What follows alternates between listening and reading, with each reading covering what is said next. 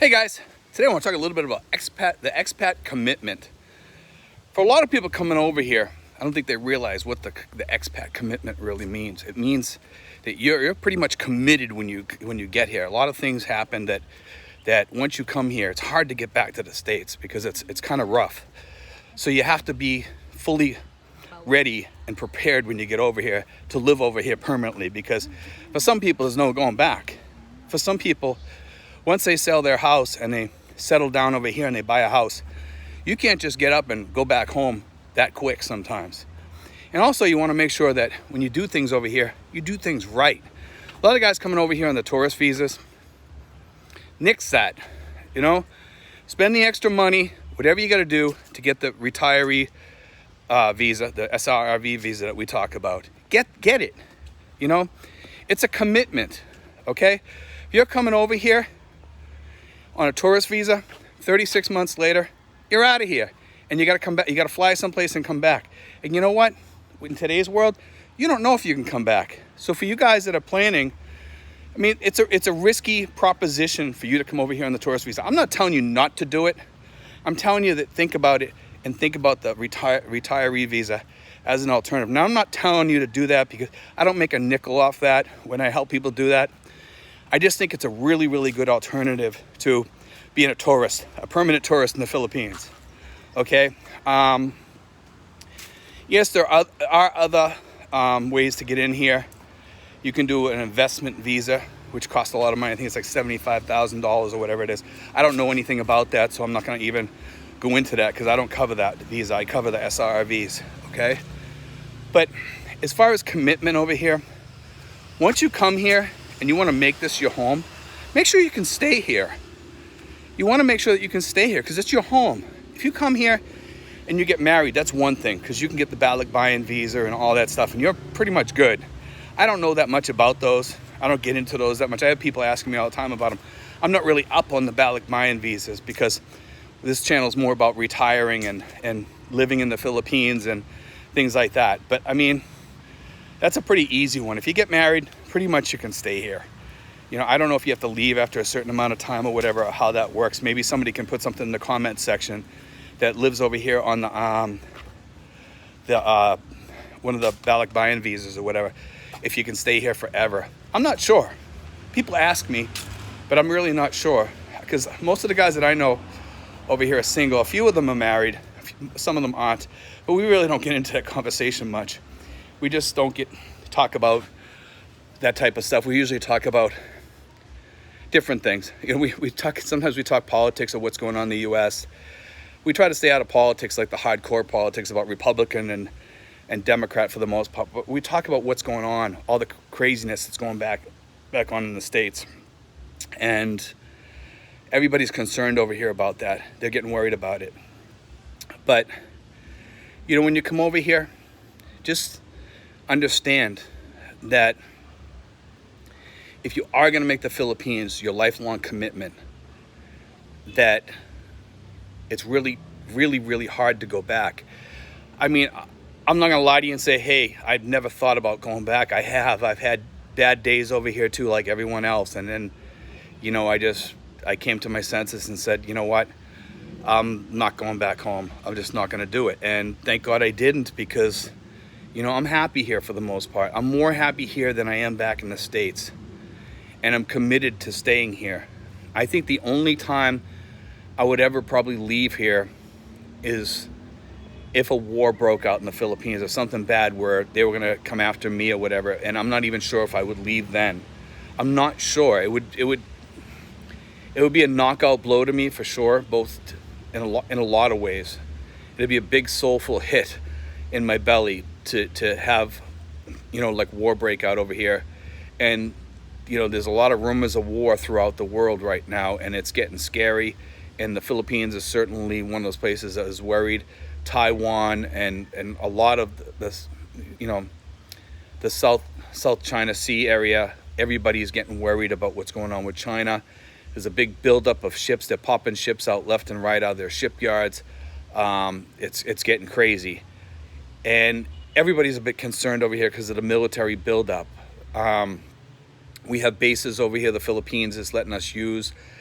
We're worried about the political climate over here of who gets elected and what they'll do with the U.S. We're also worried about that. And it's kind of like you're kind of stuck with what happens, and there's kind of that commitment, like, hey, am I going to be able to handle this when I get over there? Am I going to be able to handle the political climate? And we don't talk politics over here too much about Philippine politics, but it's kind of relevant in this talk because you have to kind of assess what you want and what you can live with over here. I mean, let's take a good, strong look at the American political climate, and it's no better over there than it is over here. In fact, I would say in some ways we're better off over here, and some people would say, no, I beg to differ. We have a couple of expats here that are pretty distraught and kind of pissed off about the vaccines and stuff over here. But I'm one of the people that I just go with the flow and just kind of live with it. You kind of have to. I don't agree with certain things sometimes, but the world is changing really drastically and quick, and you have to make a decision. Do I want to live where I can't go into a restaurant because I'm unvaccinated or whatever? Do I want to live like that for the rest of my life? That's a problem. It's a problem for me because it affects my family. It affects my standard of living. It affects me, my health. And yes, the vaccine might be, some people consider it bad for your health or whatever. I've gotten the Johnson & Johnson, and I've gotten the boost, and I'm still alive. I'm still here. I'm still healthy. Yes, did I have complications with it? On both shots I did. I had minor complications. One of them was neck issues and some other issues, and I had some heart issues too. But they went away fairly quick, one of them lasted about a month. The other one, I got sick. Okay, I was sick for like 2 or 3 days. I didn't feel good. I felt kind of icky for like 2 or 3 days. And then after that, I was good. If I go out walking, it kind of boosts my blood flow. Kind of makes me feel healthier for the rest of the day. If I don't get out and walk, I get winded. And some of you guys probably see me sometimes. I get winded. I mean, I'm not a lightweight guy, but I'm not a heavy guy. I'm kind of in between. I weigh about 235. I probably need to lose a good 20 pounds, and that's my good fighting weight, like that I get at. And when I'm at that weight, then I'm good. But anyway, remember, guys, before you come here, think about it. Do you have the commitment to stay here? Some of you can afford to go back, afford to leave here, but it is a commitment coming here. Things can change in a snap of your fingers over here, but they can also change in the snap of your fingers back home too, just like that. So is the US better or is the US worse? Is the Philippines better or is the Philippines worse? In my eyes, I love the States. Don't get me wrong. Prices are sky high. You can barely afford to live there anymore. Even a single guy almost needs 2 jobs to live over there. For me, I worked all my life working 2 jobs. There's no way in hell after 55 I'm gonna go out and work 2 jobs just to be single over there when I can come over here and retire and live decent. I wouldn't do it. I wouldn't go back to that.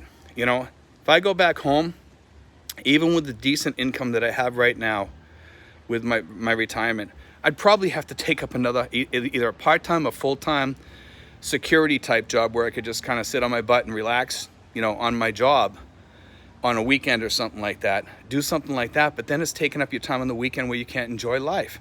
So is that a retirement? No. Hell no, it's not. So you know what? My commitment, it's over here. That's just the way I feel about it. And you need to assess what you need to be committed to over here if you come here. Are you going to really be able to stay committed to staying over here and hacking out your lifestyle over here? Because it is different over here. It is a lot different. There's a lot more bull crap that you have to put up with. But overall, I'll take over here 7 days a week compared to back home because it's cheaper. Okay, it's cheaper. Healthcare costs are cheaper. I can afford most of the healthcare over here. I can afford to have decent insurance over here. Back home, it's expensive.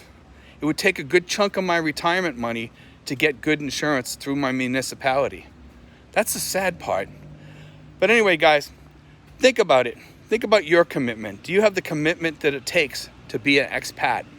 Some people don't. The older people, they're gonna have a lot of a harder time over here. I know a lot of people, they think in their 70s, oh, Steve, I'm still healthy. My heart is healthy. My doctor told me I'm healthy. Steve, I'm ready to come over there and I'm ready to roll. I'm gonna have a 27-year-old girlfriend or whatever, and I'm gonna live like a king over there. And she's gonna, give me massages every night, and I'm gonna go walking every day. And then they come over here, they realize it's hot, it's sticky, it's humid, and there's a lot of issues here. And if you can't tackle those issues, you're not gonna stay committed. Anyway, guys, God bless. I hope that helps you guys understand a little bit for the newbies. And any expat over here is gonna tell you, yes, there's some things that you have to tackle over here that are gonna be tough. First 3 months are the toughest. God bless, guys. Take care.